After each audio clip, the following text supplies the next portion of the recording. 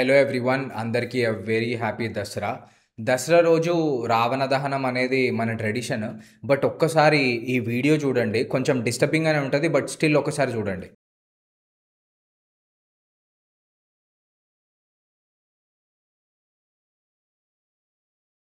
దీన్నేమంటారు? ఇది వేరే ఏదో కంట్రీలో గాదు. శ్రీలంకలో అసలుకే గాదు. ఇది ఇండియాలోనే. అసలెవరు వీళ్ళు? ఎందుకిదంతా జేస్తున్నారు? ఈరోజు టాపిక్ అదే. అండ్ ఈ వీడియోలో చాలా ఇంట్రెస్టింగ్ విషయాలున్నాయి. సో, స్కిప్ జేయకుండా ఈ వీడియోని కంప్లీట్‌గా చూడండి. అండ్ ఛానల్‌కి కొత్తగొచ్చుంటే ప్లీజ్ సబ్స్క్రైబ్ అండ్ వీడియో నచ్చితే లైక్, షేర్ అండ్ కమెంట్. అయితే ఈ వీడియోలో ఉన్న వాళ్ళెవరు? అసలు ఇదంతా ఎందుకు జేస్తున్నారు? ఇవన్నీ తెలుసుకోవాలంటే దానికన్నా ముందు కొన్ని విషయాలు తెలుసుకోవాలి. అప్పుడే నేను చెప్పేది మీకు అర్థమైతది. ద్రవిడియన్స్ అండ్ ఆరియన్స్ అని ఈ పదాలు ఇనే ఉంటారు.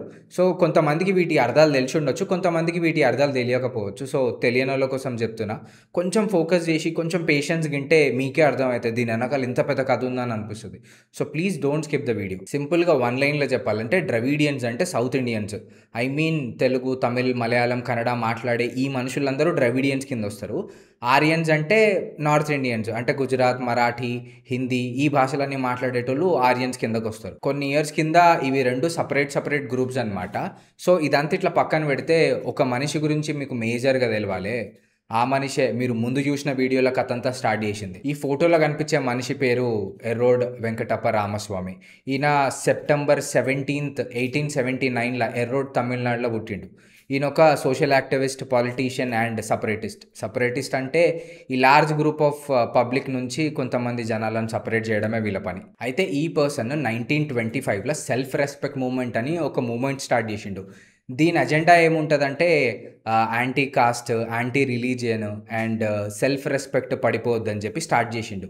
ఈడి వరకు బానే ఉంది. అంటే కాస్ట్ డిఫరెన్సెస్ ఉండొద్దు, రిలీజియన్ డిఫరెన్సెస్ ఉండొద్దు, ఒక సౌత్ ఇండియన్ సెల్ఫ్ రెస్పెక్ట్ పడిపోవద్దు, ఇవన్నీ బానే ఉన్నాయి. కానీ ఈ సౌత్ ఇండియన్ సెల్ఫ్ రెస్పెక్ట్ పేరు పెట్టుకొని ఆయన చేసిన పనులే అస్సలు మంచిగా లేవు. 1944ల ద్రవిదర్ కజకం అనే ఒక పొలిటికల్ పార్టీ స్టార్ట్ చేసి హిందూ నమ్మకాలని అండ్ అట్లనే రామాయణంని క్రిటిసైజ్ చేయడం స్టార్ట్ చేసిండు. సెల్ఫ్ రెస్పెక్ట్ మూవ్‌మెంట్ పేరు పెట్టుకొని రామాయణం అసలు లేదు, జరగలేదు, ఇదంతా ఒక ఫిక్షనల్ స్టోరీ, సౌత్ ఇండియన్స్‌ని డామినేట్ చేయడానికి నార్త్ ఇండియన్స్ అల్లిన ఒక కట్టు కథ అని చెప్పడం స్టార్ట్ చేసిండు. నార్త్ ఇండియన్స్ కావాలనే సౌత్ ఇండియన్ ఇంటెలెక్చువల్ కింగ్‌ని విలన్ని చేసి, నార్త్ నుంచి వచ్చిన ఒక పర్సన్‌ని దేవుడిని చేసి రాసిన స్టోరీ.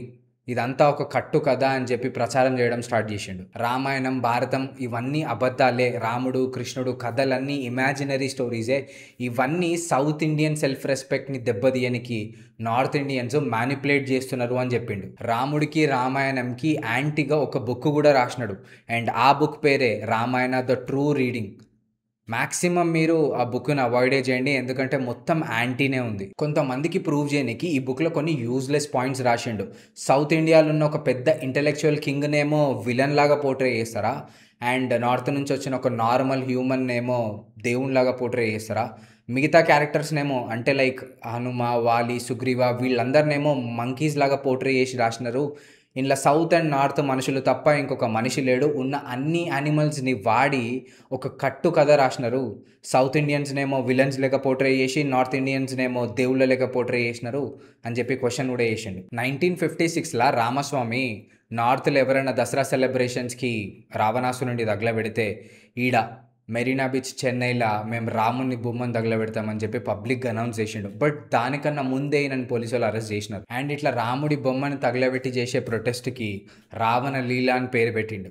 ఇట్లనే ప్రొటెస్ట్ చేసుకుంటా 24th డిసెంబర్ 1973కి చచ్చిపోయిండు. యాజ్ యూజువల్‌గా 1974 దసరా సెలబ్రేషన్స్‌కి ఢిల్లీలో రావణాసురుడిని తగలబెట్టినారు. దానికి చాలామంది పొలిటికల్ లీడర్స్ అటెండ్ అయినారు. అండ్ మన ప్రైమ్ మినిస్టర్ ఇందిరా గాంధీ కూడా అటెండ్ అయినారు. రామస్వామి చచ్చిపోయిన తర్వాత అయినా ఈ పిచ్చి పనులన్నీ ఆగినాయా అంటే లేదు.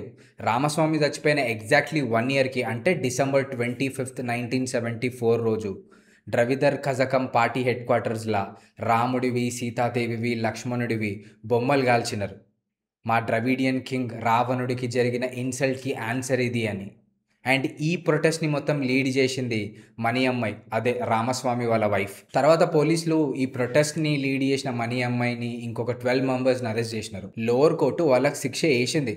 కానీ 1976ల సెషన్స్ కోర్టు ఇదొక పొలిటికల్ ప్రొటెస్టే, ఎవరి రిలీజియన్ సెంటిమెంట్స్ని హర్ట్ చేయాలని చేసింది కాదని చెప్పి రిలీజ్ చేసేసింది. మళ్ళా 1998లో ఈ ద్రవిదర్ కజకం పార్టీ వాళ్ళు రాముని బొమ్మను కాల్చినారు.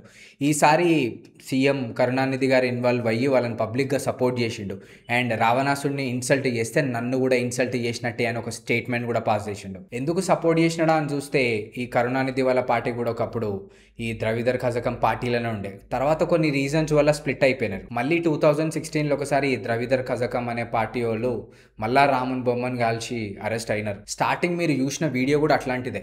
ఇప్పుడు కూడా ప్రతి దసరాకి అక్కడక్కడ తమిళనాడులో ఇట్లా జరుగుతూనే ఉంటాయి. అసలు వీళ్ళని ఏమనాలో నాకు అర్థం అవుతలేదు. ఇదే రకంగా నాకు సెల్ఫ్ రెస్పెక్ట్ మూమెంట్ అనిపిస్తలేదు. ఒకవేళ నీకు నిజంగా సౌత్ ఇండియన్ సెల్ఫ్ రెస్పెక్ట్ కాపాడాలని ఉంటే హెల్దీ వేలా కంపీట్ చేయి, కానీ ఇట్లా దేవుని మధ్యలో దేకు. ఇంకొక స్ట్రేంజ్ విషయం ఏంటంటే పెట్టుకున్నడే దేవుని పేరు రామస్వామి అని ఆయనకే యాంటీ పోతున్నాడు. ఇంక ఇట్లాంటివి ప్రతి దసరాకు అయితేనే ఉంటాయి. నాకు చాలా డిస్టర్బింగ్ అనిపించింది. అసలు ఇట్లాంటి మనుషుల్ని ఏం చేయాలనో ఏందో. మీ ఒపీనియన్ ఏందో కామెంట్ చేయండి. We are always open to suggestions. ఏం కంటెంట్ చేద్దాము, ఎట్లా చేద్దామని చెప్పి మీ దగ్గర మా కోసం ఏమైనా సజెషన్స్ ఉంటే కమెంట్ బాక్స్లో డ్రాప్ చేయండి. And that's all for the day. మళ్ళీ మంచి వీడియోతో కలుద్దాము. Until then bye.